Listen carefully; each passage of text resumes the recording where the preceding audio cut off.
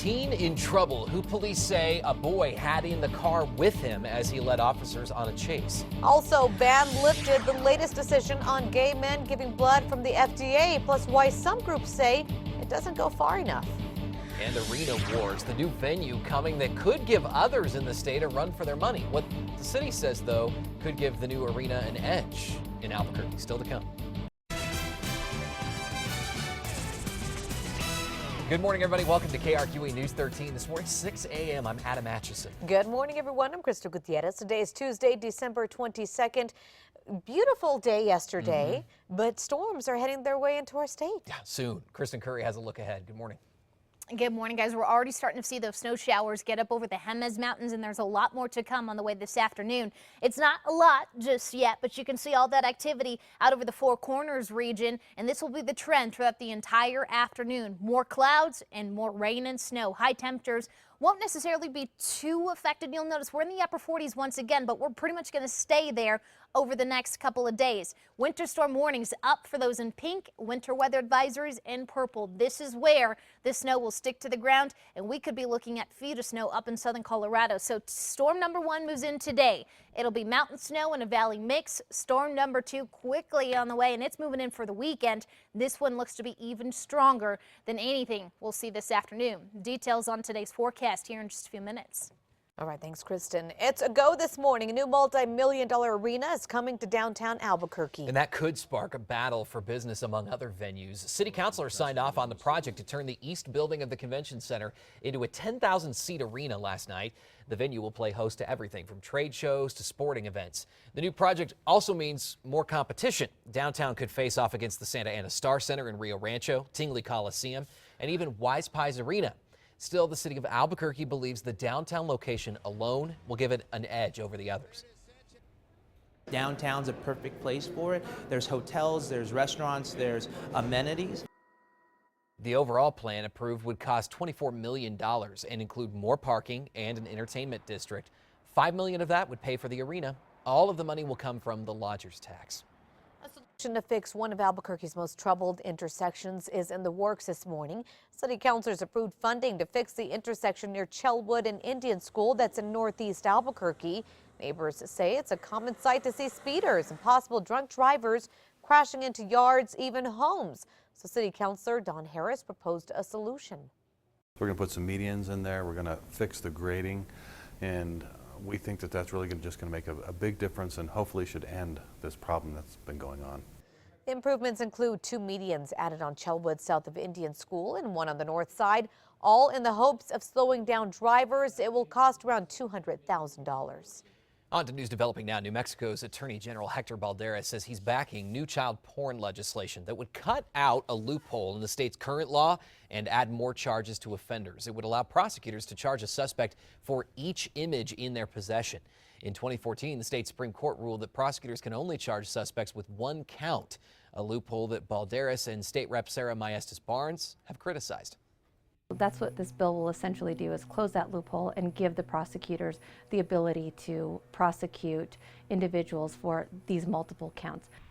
The new law would not demand suspects be prosecuted for every child porn image that they're caught with. Republicans Maestas Barnes and Randall Crowder are sponsoring the bill, along with Democrat Javier Martinez. New this morning, once controversial lifetime ban is now lifted for a specific group of people to donate blood. But there are restrictions. Gay men will now be able to donate blood, but they must be celibate for 12 months. This comes as the Food and Drug Administration lifted its lifetime ban on accepting blood donations from men who have had sex with men. Gay rights advocates say lifting the ban is a step in the right direction, but forcing gay men to wait to donate stigmatizes them. The lifetime ban on blood donations from gay and bisexual men was implemented back in 1983 by the FDA at the start of the AIDS crisis. At the time, little was known about the spread of the disease. A Texas grand jury will reconvene next month after deciding not to indict anyone in the July police custody death of Sandra Bland. The 28-year-old woman was found hanging in her jail cell from a noose made from a plastic trash bag. She was arrested 3 days before for allegedly assaulting an officer during a traffic stop. Police said that Bland's death was a suicide, but her family rejected that finding. The special prosecutor handling the case says the grand jury will take up all remaining issues in January. This morning, police are asking for your help in identifying an armed robber caught on camera. Take a look at this. It happened at a Family Dollar store back in October. Witnesses tell police a man walked up to the counter, pointed a gun at the clerk, then demanded money. Police say the suspect took off with the cash. He is described as a Hispanic male, 5'8", about 200 pounds. If you know who he is, you're asked to call police. On to this new this morning, the VA of New Mexico says veterans living in rural areas will now be able to get better access to services. According to the Albuquerque Journal, the New Mexico Department of Veterans Services has opened offices that will help vets with all of their benefits. That includes disability compensation, health care, and more. The VA says it was one of 5 nationwide to get part of a $2 million grant for the program. The grant was also used to create a new hotline for helping rural vets. Developing now, the $2 billion contract to manage the Los Alamos National Laboratory will be up for grabs after 2017. The National Nuclear Security Administration has decided not to grant an extension of Los Alamos National Security's contract.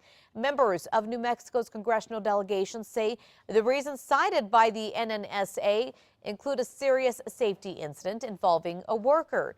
They also involve expensive waste handling mistakes that led to the indefinite closure of the nuclear waste repository in Carlsbad. The current contract expires in September of 2017. 6:06 and developing now. Much needed repairs are coming to one part of the state after torrential downpours hit hard last year. Eddy County was hit by flooding that left behind a huge mess on the roads, and it still has not completely been fixed. FEMA recently awarded more than $60 million to Eddy County. 24 county roads will be repaired soon thanks to that grant. It includes $35 million for road repairs and another $28 million for measures to avoid future flood damage. Residents in the area say they are glad that a solution is finally in the works. We're really happy to be able to get the money, or the first half of it, and start moving forward on the roads. Officials say it could take up to 5 years to complete. The plans to prevent future flooding have not been released yet. How about this? There's a new place to get your morning cup of joe today, and this new spot is also breaking records. This new native-run Starbucks is the largest in the state. The location just opened yesterday along 12th Street in Albuquerque is almost 5,000 square feet with its patio. The coffee shop honors Pueblo culture with its southwestern decor. It has created 22 new jobs, and it's created a lot of buzz. And a 13-year-old Michigan boy, meantime, is facing charges this morning after police say he took them on a chase. Deputies say the teen had his 8-year-old sister in the car on Saturday. After pulling over for the deputy, the boy hit the gas and took off. A chase followed, but it didn't last long. The teenager crashed and then went on to the other side of the highway. The two took off on foot, but they were caught. Investigators say the car belongs to the girlfriend of the children's father. She had it parked there while she was over, and they decided to take it for a joyride. Can you imagine his surprise when he pulled him over? No, that is crazy. That is so bizarre. Really is. And then, did you see the line of traffic there? The kids running through all of that? That scares me even more. So many levels of danger there.